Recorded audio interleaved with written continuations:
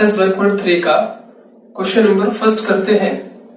Question first कह रहा है कि हमें सिद्ध करना है कि √5 एक अपरिमेय संख्या है। हमें यह सिद्ध करना है कि रूट का जो 5 है वो एक अपरिमेय संख्या है। तो हम इसका उल्टा मान लेते हैं कि हम ये मान लेते हैं कि जो √5 है वो एक परिमेय संख्या है। तो माना √5 एक परिमेय संख्या है।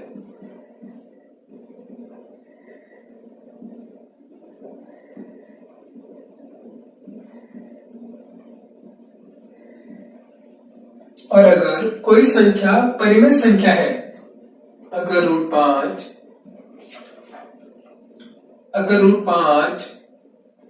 एक परिमेय संख्या है तो बच्चों उसे हम P/Q की फॉर्म में लिखेंगे, जहां P और Q एक सह अभाज्य संख्या होगी। P और Q एक सह अभाज्य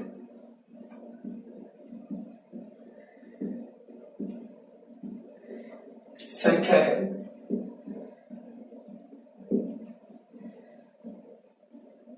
और Q बराबर नहीं है 0 के। सहअभाज्य का मतलब होता है बच्चों कि ऐसी संख्या जो सिर्फ अपने ही पहाड़े से भाग होती है, जैसे कि 2 और 3। ये दोनों ऐसी संख्या है जो सिर्फ अपने ही पहाड़ से भाग होती है। 5 और 7 ये दोनों ऐसी संख्या है जो सिर्फ अपने ही पहाड़ से भाग होती है। या 11 और 13 ये ऐसी संख्या है जो सिर्फ अपने पहाड़ से भाग होती है। तो ऐसे नंबर जिनको हम सहअभाज्य संख्या बोलते हैं वह सिर्फ अपने ही पहाड़ से भाग होती है। तो यहाँ P और Q ऐसे ही दो नंबर हैं जो सिर्फ या तो एक के पहाड़े से भाग होंगे या सिर्फ अपनी संख्या से ही भाग होंगे। अब इसके बाद हम इन दोनों संख्याओं का या इन दोनों वर्गों का वर्ग करेंगे, या दोनों पक्षों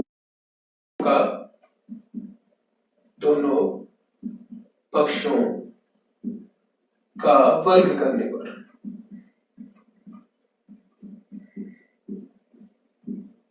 मैं अगर इन दोनों पक्षों का वर्ग करूंगा तो जब √5 का स्क्वायर हो जाएगा और यहाँ पे P/Q इस पूरे के स्क्वायर हो जाएगा बच्चों। और जब √5 का स्क्वायर करूंगा तो √5 का स्क्वायर होता है √5 गुणा √5। मैं इसको जब सॉल्व करूंगा तो √5 रूट का 25 होता है और 25 5 का वर्ग होता है। तो मैं √5 के स्क्वायर की जगह सिर्फ 5 लिख सकता हूं और यहाँ पे P²/Q²। मेरे ख्याल से बात समझ आ रही होगी बच्चों। ये जो Q² है ये P से भाग में है, तो जब मैं इसको इस ओर लेके आऊंगा तो यहां से ये भाग की जगह यहाँ पे गुणा में हो जाएगी, तो 5 गुणा Q² हो जाएगा बराबर P²। मेरे ख्याल से बात समझ आ रही है बच्चों। अब यहाँ पे ध्यान देने वाली बात यह है कि अगर कोई दो संख्याओं के बीच में गुणा के निशान होता है और बराबर ये आ रहा है, मतलब इन दोनों को गुणा करने पर P² आ रहा है। जैसे कि आप इस तरह समझो, 5 गुणा 2 बराबर 10। कुछ इसी तरह ही 5 गुणा, ये कोई संख्या है बच्चों और ये भी कोई संख्या है, तो 5 गुणा 2 बराबर 10 है। इसका मतलब ये होता है कि ये जो 10 है ये 2 से भाग हो जाएगा और ये 10 5 से भी भाग हो जाएगा। इसका मतलब ये जो P² है, अगर मैं Q² को यहां छोड़ू तो ये P² इस 5 से भाग हो जाएगा, जैसे कि 10 5 से भाग हो जाएगा, हो जाएगा 16 से। उसी तरह से ये जो पी स्क्वायर है ये 5 से भाग हो जाएगा। और अगर किसी संख्या का वर्ग किसी संख्या से भाग हो जाएगा तो उस संख्या का वर्गमूल भी उस संख्या से भाग हो जाएगा। इसको एक एग्जांपल से समझते हैं। सपोज इट, इसी नंबर को 5 का स्क्वायर है, ये पी की जगह में 5 मान लेता हूं और ये 5 का 5। अगर इस 5 का स्क्वायर 25 होता है, अगर 25 5 से भाग हो जा रहा है तो हमें पता है कि ये 5 भी 5 से भाग हो जाएगा।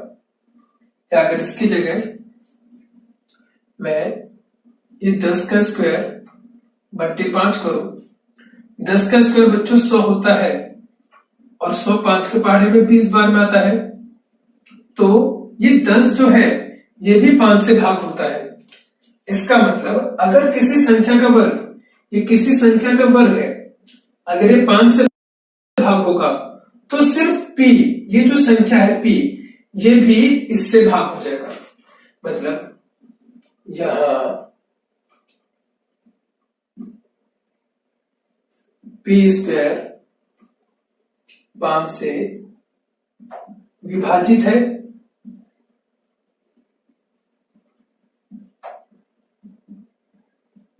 होगा, जो पी स्क्वायर है 5 से विभाजित होगा, इसलिए पी भी 5 से विभाजित होगा।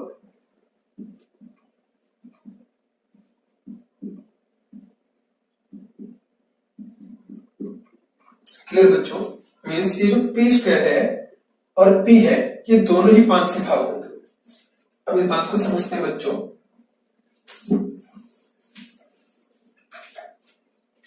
अगर ये p 5 से भाग है, p अगर 5 से भाग होता है तो मैं इसको इस तरह से लिख सकता हूं, जैसे कि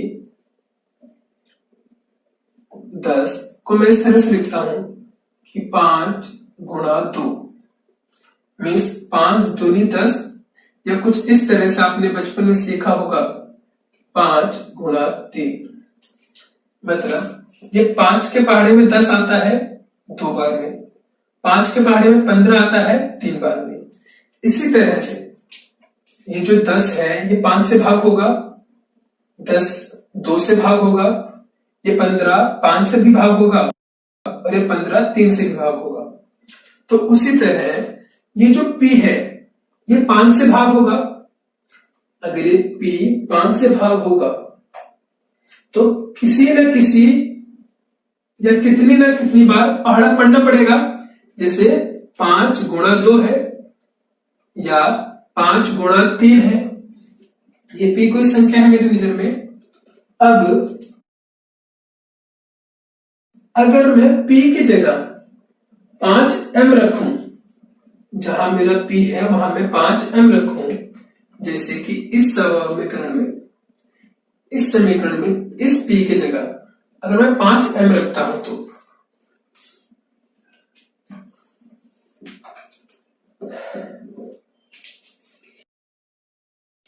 तो p का मान मैं समीकरण 1 में रखूंगा। तो p का मान समीकरण 1 में रखने पर, अगर मैं p का मान समीकरण 1 में रखूंगा तो कुछ इस तरह से आएगा, 5 गुणा q स्क्वायर बराबर p स्क्वायर। यही मेरा समीकरण है बच्चों। तो p की जगह मैं 5m रखूंगा तो इसको एज इट इज उतार लूंगा, बराबर 5m।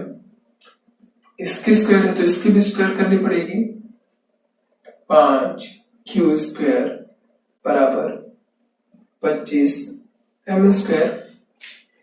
5 का 5 25, अभी 5 हम गुणा में तो यहाँ पे भाग हो जाएगा, q स्क्वायर बट्टे में 5 आ गया बराबर m स्क्वायर। मतलब ये जो q स्क्वायर है बच्चों ये 5 से भाग होगा,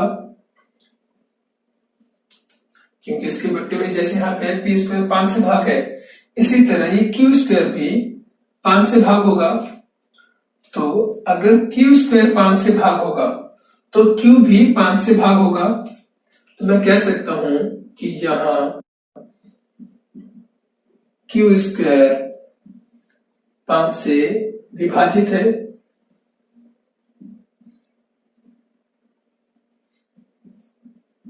होगा, इसलिए क्यू भी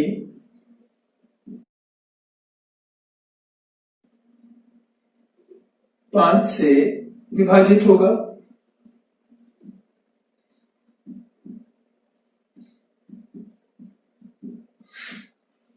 कहने का मतलब ये है बच्चों कि जो Q है वो भी 5 से भाग होगा और जो P है वो भी 5 से भाग होगा। जबकि मैंने जब सवाल शुरू किया था तो मैंने ये कहा था कि P और जो Q है ये एक सह अभाज्य संख्या है, मतलब जो P और Q है सिर्फ अपने ही पहाड़े से कटेगा, किसी और पहाड़े से नहीं कटेगा। तो हम देख रहे हैं कि यहाँ पे P भी 5 से भाग हो रहा है और Q भी 5 से भाग हो रहा है। इसका मतलब ये एक सह अभाज्य संख्या नहीं है, और सह अभाज्य संख्या नहीं है इसका मतलब ये √5 नहीं है, मतलब √5 एक अपरिमेय संख्या नहीं है। तो ये जो हमने सोचा, ये जो हमारा सवाल गलत हुआ है पूरा, वो मेरी गलत सोच के कारण हुआ है, क्योंकि √5 एक अपरिमेय संख्या कह रहा था और मैं परिमेय संख्या लेके कर रहा था। तो इसलिए हम इसे लिखेंगे कि यह कल्पना, यह हमारी गलत